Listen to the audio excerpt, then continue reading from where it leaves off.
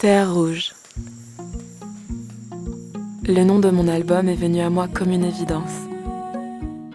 Parce que je me souviendrai toujours enfant de mes voyages en Afrique et de la couleur de la terre. Rouge. Un rouge flamboyant, comme je n'en avais jamais vu auparavant. Entre le ciel et la mer, entre le sable et l'eau claire, j'y ai vu ma place près de toi. J'ai su que j'étais chez moi. Je suis née et j'ai grandi en Europe, d'une mère belge et d'un père camerounais. Et tous les ans, mes parents m'envoyaient au Cameroun passer l'été chez mes grands-parents. Même si j'étais heureuse de retrouver ma famille, pendant longtemps, l'Afrique se résumait à la couleur de sa terre, rouge.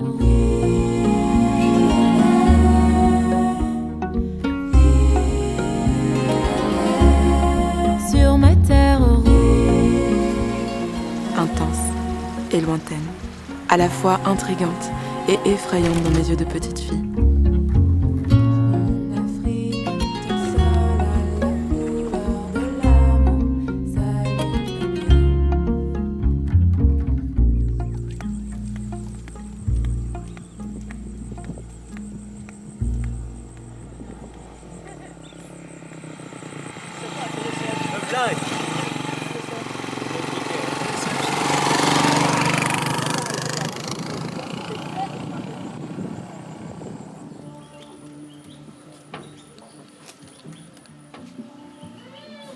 Je me sentais tellement différente.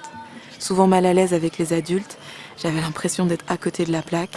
Quand mes cousins savaient préparer tout un repas, nettoyer la maison, moi j'avais encore du mal à placer les couverts. Et avec les jeunes de mon âge, c'était pareil.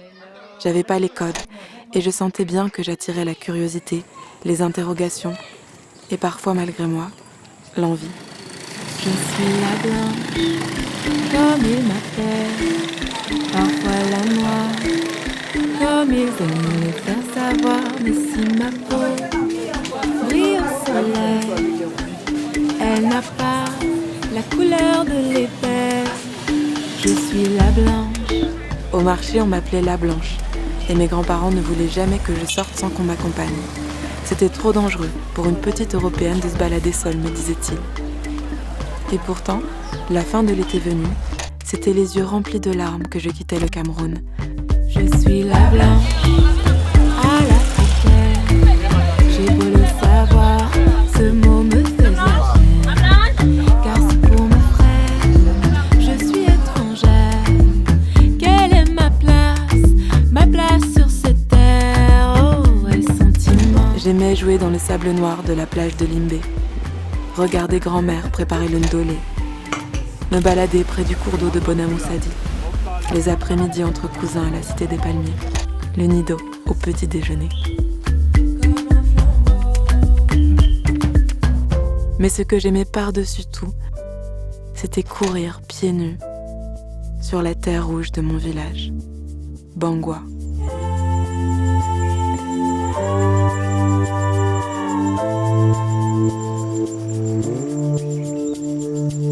J'aimais le Cameroun. Et au moment de partir, je ne voulais plus jamais le quitter. L'aéroport de Douala gardera toujours les doux souvenirs de nos au revoir.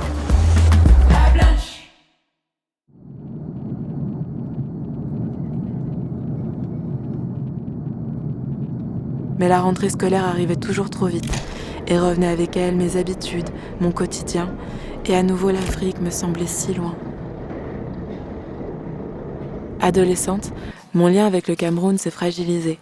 Je supportais de moins en moins les regards, les sifflements, les la blanches, et j'ai fini par en déduire que je ne serais jamais ici, chez moi.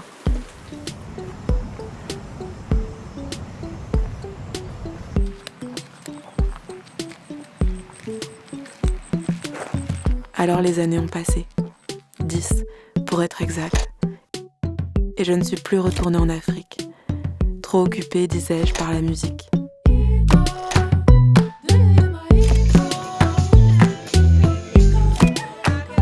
Mais comme mon grand-père me dit toujours, pour savoir où l'on va, il faut savoir d'où l'on vient. Et comme un écho, un jour, elle est revenue vers moi, m'a rappelé à la maison, ma Terre Rouge. I hear the sound of you calling me, and I know that your voice is so heavenly. Call on me, mother, soon we'll be together. Just like our ancestors, I'll be finding my way back to you like an...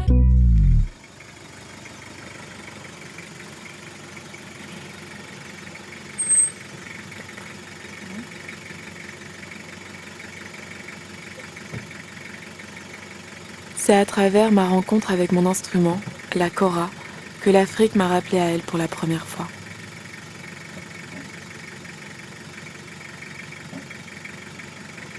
La Kora a changé ma vie. On dit que cet instrument est magique et que comme une âme qui voyage, c'est elle qui choisit son maître. Elle est arrivée dans ma vie à une période où je me sentais perdue, seule sur mon chemin artistique. Je pleurais souvent avant de m'endormir et en fermant les yeux, je demandais à l'univers de m'envoyer un signe. I know your voice comes from your heart, Jali. Je me souviens de ce rêve comme si c'était hier. Entouré de lumière, un instrument semblable à une harpe posé sur mes jambes et ce sentiment de paix, d'harmonie. J'ai fait ce même rêve pendant des semaines, sans savoir de quel instrument il s'agissait, demandant à mes proches de m'aider à retrouver la harpe mystérieuse de mes songes. Et dès que je l'ai vue, j'ai su. Jelly,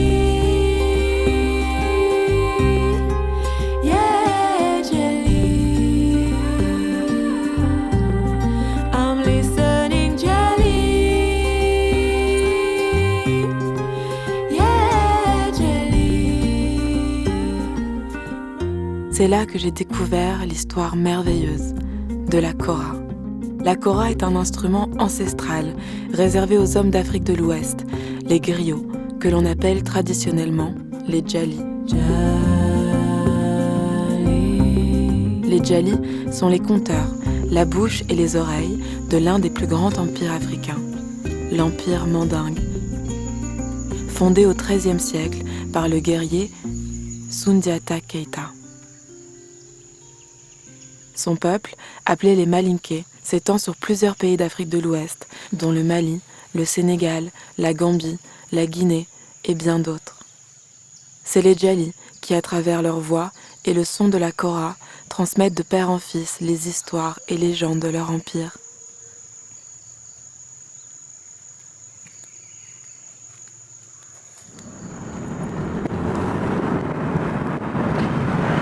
Quand j'ai découvert la Kora, j'ai voulu me plonger dans son monde, en Afrique de l'Ouest. Comme un voyage initiatique, je suis d'abord partie au Sénégal, à Saint-Louis, apprendre auprès du Djali Ablaye Sissoko. J'ai longtemps cherché l'amour, dans des yeux, dans des regards étrangers, espérant y voir mon cœur allégé. J'ai voyagé, j'ai voyagé.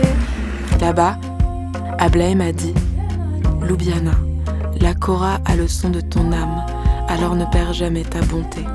Pense à tes mots et tes actions, car tu as tout un peuple avec toi. » J'ai fait le tour du monde, sans vraiment regarder.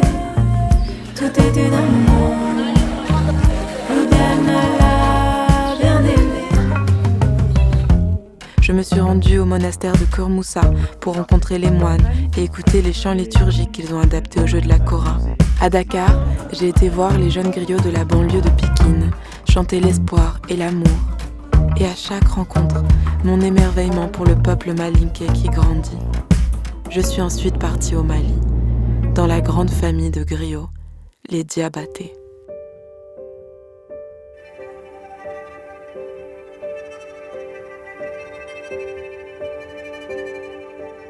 C'est dans le village de Sibi, à 50 km de Bamako, que la mélodie de ma chanson Mali m'est venue. Sous les manguiers, jouant de la Kora, les yeux éblouis par une voie lactée étincelante. Je je suis tombée amoureuse.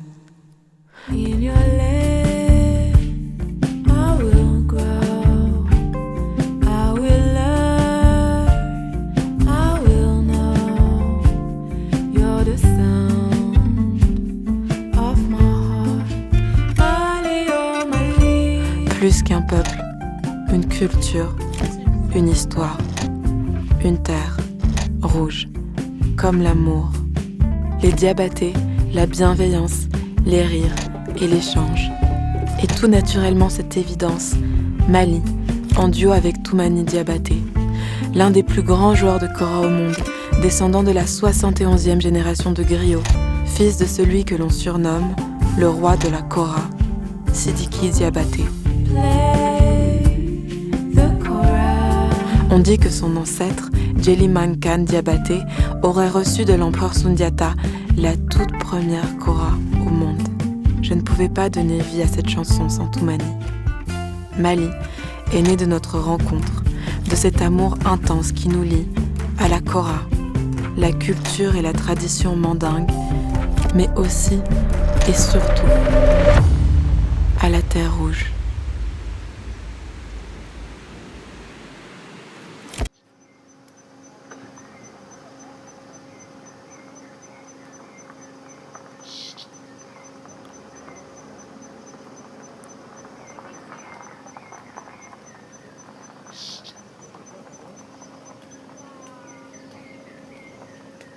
En allant en Afrique de l'Ouest marcher sur les traces de la Kora, j'ai très vite ressenti le besoin de retourner au Cameroun, sur la terre de mes ancêtres. L'histoire de la Kora, de son peuple, m'a tellement ébloui que j'ai voulu à mon tour connaître la mienne.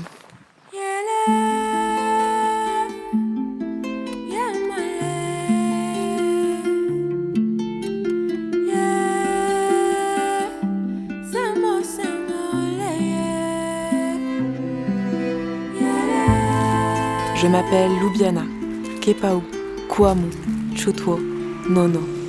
Je porte le nom de mes ancêtres. Revenir vers eux, c'est revenir vers moi. Après 10 années loin de mes racines, je le sentais dans tout mon corps. Il fallait que je retourne au village.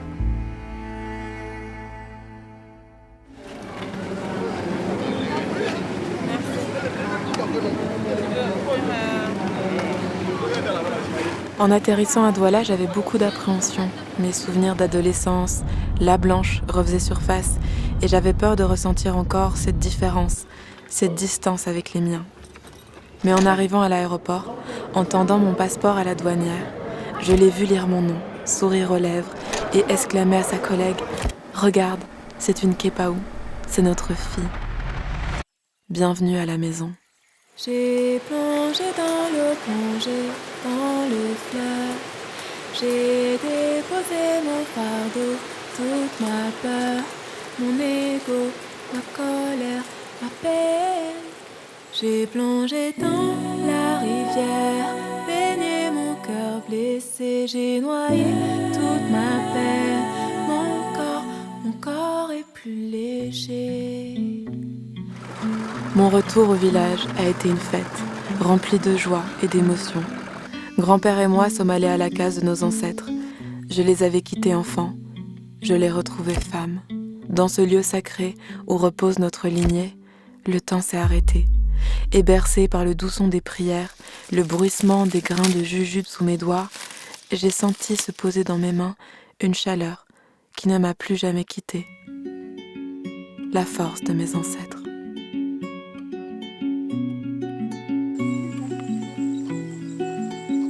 En Afrique, on dit que quand une personne âgée meurt, c'est une encyclopédie qui s'en va avec elle, car l'histoire de la Terre Rouge est orale et ne s'écrit pas. Elle se transmet de cœur à cœur, d'âme à âme. Quand tu partiras, je reviendrai marcher sur tes pas. Mon grand-père est la mémoire de notre famille, et personne d'autre que lui ne connaît aussi bien les secrets de notre lignée. Alors j'ai voulu qu'il m'apprenne, me transmette tout son savoir. Depuis des années maintenant, je l'écoute me parler de nos traditions, notre histoire, et à chacun de ces mots bercés d'amour, mes racines se développent et grandissent. Oh grand-père, oh grand-père, oh grand-père, oh grand-père, je t'emporte avec moi, je n'oublierai pas. Quand le jour viendra où il ira rejoindre nos ancêtres, je serai là. À mon tour, je porterai loin notre culture et sa voix. Sur ta case, je me recueillerai, jujube et cola, je te les déposerai. Toi, tu me béniras, tu me guideras, tu me protégeras. Pour que nos liens tissés et métissés persistent à travers le temps et les âges, je ferai découvrir à mes frères et sœurs la beauté de la Terre Rouge, eux qui jusqu'alors n'avaient jamais été en Afrique. Dans les bras de notre grand-mère, le sourire de notre grand-père, le regard ému de notre père et la joie de nos cousins, ils y verront la profondeur de nos racines et l'immense cadeau qu'est le métissage. Je m'appelle Nono comme ta mère, Kouamou comme ton père, Tchouatcha comme grand-mère. Je suis Kepaou comme toi, Kepaou comme papa. Tu vois, tu seras toujours là. Que nos ancêtres guident nos pas, que les Djalis fassent vibrer leur Kora, que nos femmes d'Afrique portent leur voix. Pour que le long des rivières sacrées, nous avancions le cœur plus léger vers une terre vibrante et remplie d'espoir, la terre de l'amour. Terre Rouge.